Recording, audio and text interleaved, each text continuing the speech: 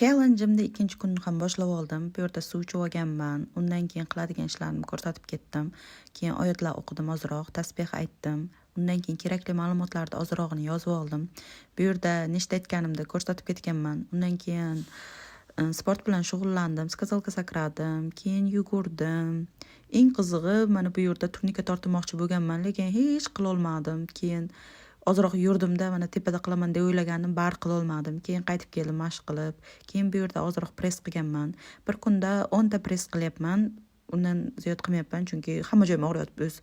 Bu yerda oyoq uchun ham ozroq mashq qilib oldim. Shuni 5 minut yoki 10 minutlar qilayotgan bo'lsam kerak. Keyin pochtani olgani bordim. Keyin qaytgancha bizga bahor kelgan bildirish uchun chiroyli gullar ochilgan ko'rsatib ketdim. Kelganimdan keyin yuzimga tuxum surtib oldim. Bu tuxumdagi natija. Undan keyin yuzimga namlantirish surtib boshlatganim to'kib qo'ydim qo'limga ko'p qilib. Keyin yuzimga rosa surtib boshladim, yogalar qildim. Undan keyin dars qilib oldim. Ba'zi trekkerdagi narsalarni belgilab oldim biriktasini. Undan keyin mana yerda rosa lug'atlar aytganman, bir narsalar qilib, o'zimcha dars qilayotgandek ko'rsatib. Eslab qolish qobiliyatim juda yaxshi, tez eslab qolaman, lekin to'g'risini aytsam juda ham dangasa bo'lganligim uchun doim qiynalaman shu dangasaligim uchun.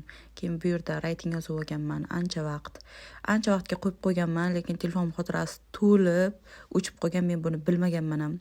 Keyin bu yerda rosa sizlarga qarab speakingda gapirib berganman. Xuddi bir motivatsiya berayotgan odamdek qilib gapirib beryapman, mana yerda qo'llarimni ishlatib turib. Gapirayotganda qo'limni ishlatmasam bo'lmaydi. Keyin kechki ovqatni boshlab oldim, bu yerda toner surtdim betimga, yuzimga krem surtib, kechki ovqatlarimda, yogalarimni boshlab oldim. Eng qizig'ini aytadigan bo'lsam, mana shu videoda, o'zi mana shu videoda emas, maktab paytida ham bitta do'konim aytaryapti. Bitta gapingni o'zida 6 ta yoki 9 ta undan keyin degan so'zni ishlating derdi. Hozir ham menimcha juda ham ko'p ishlatib yubordim. Xullas, challengening ikkinchi kuni ham tugadi. Paka-paka.